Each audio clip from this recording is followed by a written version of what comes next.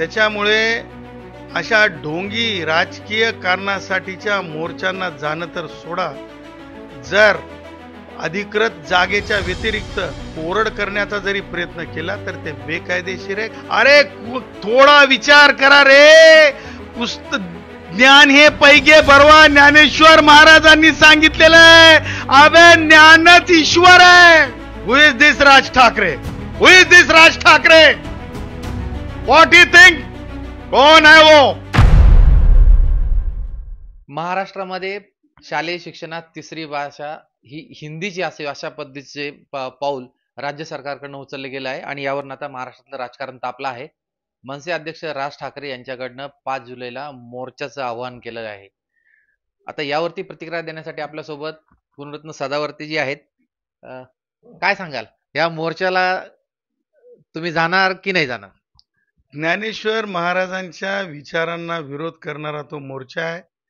आई सरस्वतीच्या विचारांना मातीत मिळवणारा तो मोर्चा आहे.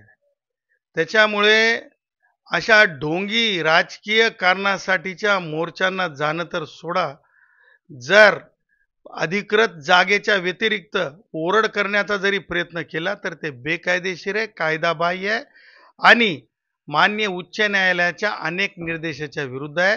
राज ठाकरे असेल, उद्धव असेल आणि काँग्रेसी असतील, त्या कुणाला सुद्धा अशा प्रकारची गैर कायद्याची मंडळी जमून अशा प्रकारचे जे आहेत म्हणजे चौपाटीवरून मोर्चा काढता येणार नाही.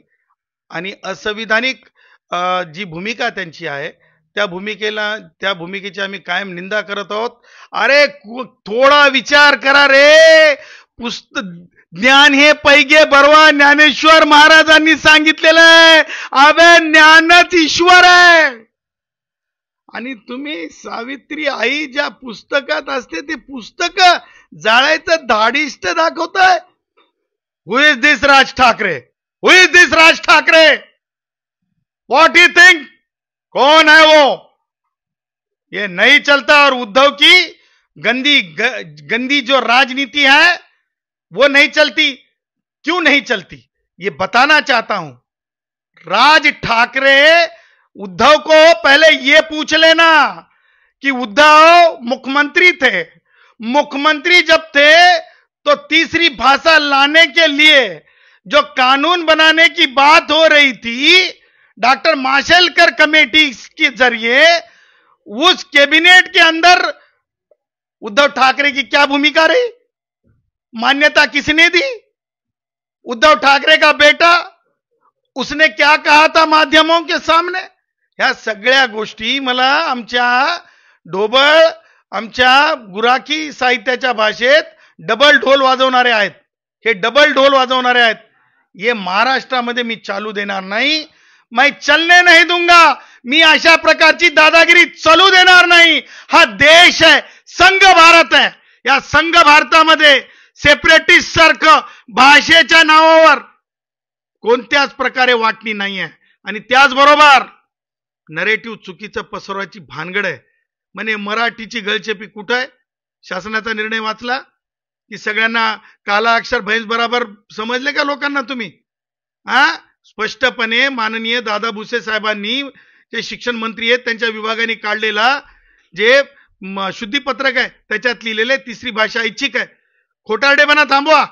राज ठाकरेंनी काल पत्रकार परिषदेत सांगितलं, म्हणजे नॅशनल एज्युकेशन पॉलिसीमध्ये कुठंच लिहिलेलं नाही. म्हणजे अरे कमीत कमी पॅरेग्राफ नंबर 4.11 ते 4.14 तर वाचून काढा.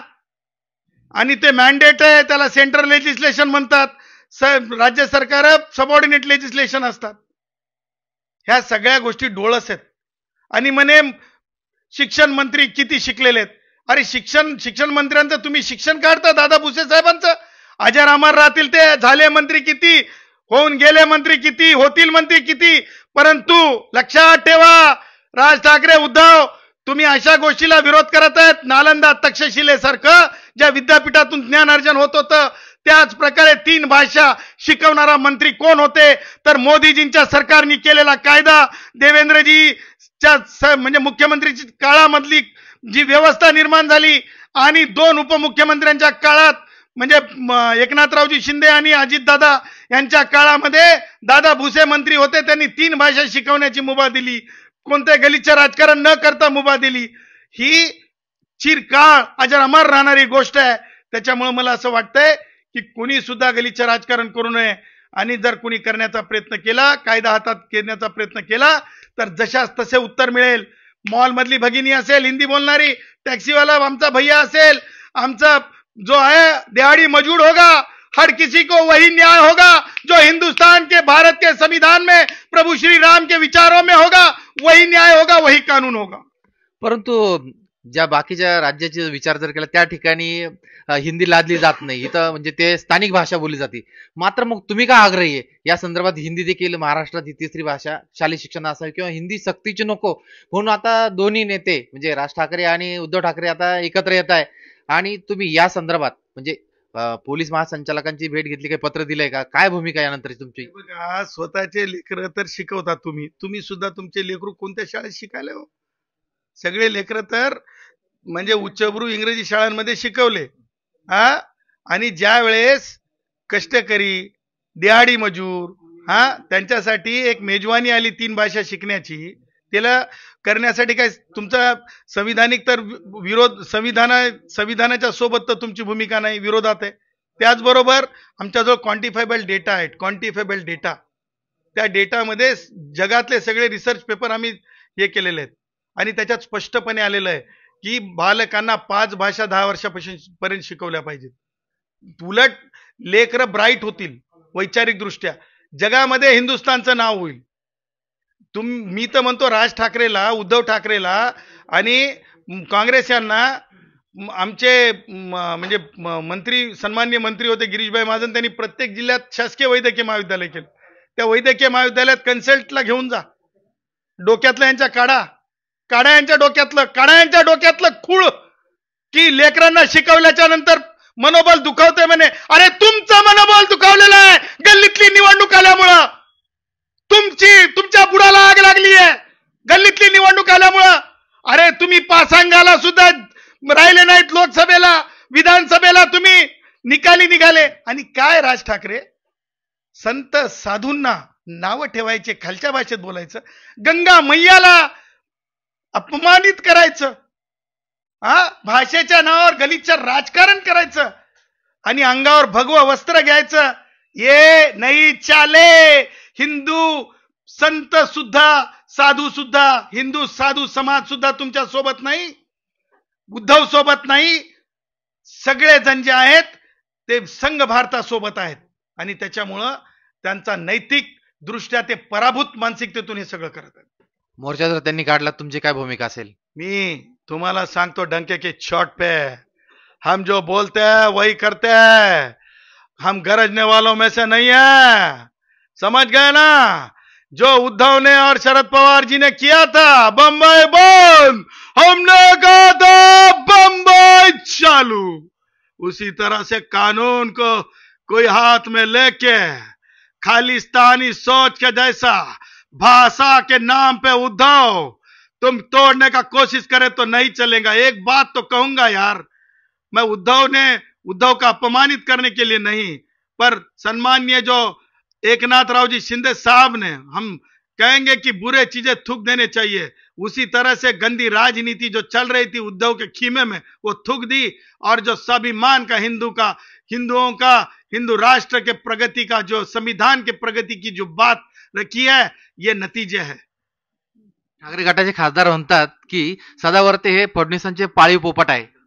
देखिए, जो बोल रहे हैं ना वो सामने आके बोले. हम तो चैलेंज देते हैं. हम रहते हैं कहां पे? परेल में, लालबाग परेल. कहां पर आप मीटिंग लगाइए, संजय को बोलना आ जाए, और संजय के साथ हम 1 to 1 बैठ के बात करेंगे. है दम संजय तो आजा. बैठ जाते हैं लालबाग परेल माहिम में, दादर में, और 1 to 1 करते हैं, मीडिया के सामने करते हैं. फिर देखते हैं पब्लिक किसकी चमड़ी उधेड़ती है. धन्यवाद. हे होते गुणरत्न सदावर्ते. त्यांनी हिंदी सक्तीच्या जो मोर्चा आयोजित केला आहे 2 पक्षांकडनं, त्या पक्षाच्या विरोधातच ते असणार, आणि जर अशा पद्धतीचा मोर्चा काढण्याचा प्रयत्न केला तर त्याला कायद्याच्या भाषेत उत्तर दिले जाईल अशा स्पष्ट भाषेत त्यांनी आपलं मत व्यक्त केलं आहे. कॅमेरा पर्सन संदेश प्रशांत गोडसे, लेट्स मराठी, मुंबई. सोशल मीडियाच्या भाऊ गर्दीत विश्वासार्हतेने चकाकणारे नाव म्हणजे लेट्सअप मराठी. सगळ्यांना, सगळ्या नागरिकांना ती स्पीच, ती लेट्सअप वरील मुलाखती म्हणजे विचारांचा खजिना. त्यानंतरच्या निवडणुकीमध्ये मला सोडून गेले. बातम्या केवळ वस्तुस्थिती सांगणाऱ्या, न प्रोपगंडा, फक्त जनतेचा अजेंडा. क्योंकि आने वाला कल जाने वाला है, जाने वाला कल आने वाला है. राजकारण, मनोरंजन असो की क्रीडा क्षेत्र, महाराष्ट्राची स्पंदने संवेदनशीलतेने टिपणारे माध्यम म्हणजे लेट्सअप मराठी. जगासोबत एक पाऊल पुढे राहण्यासाठी लेट्सअपचे ॲप, सोशल मीडिया आणि वेबसाईट सोबत कनेक्टेड रहा.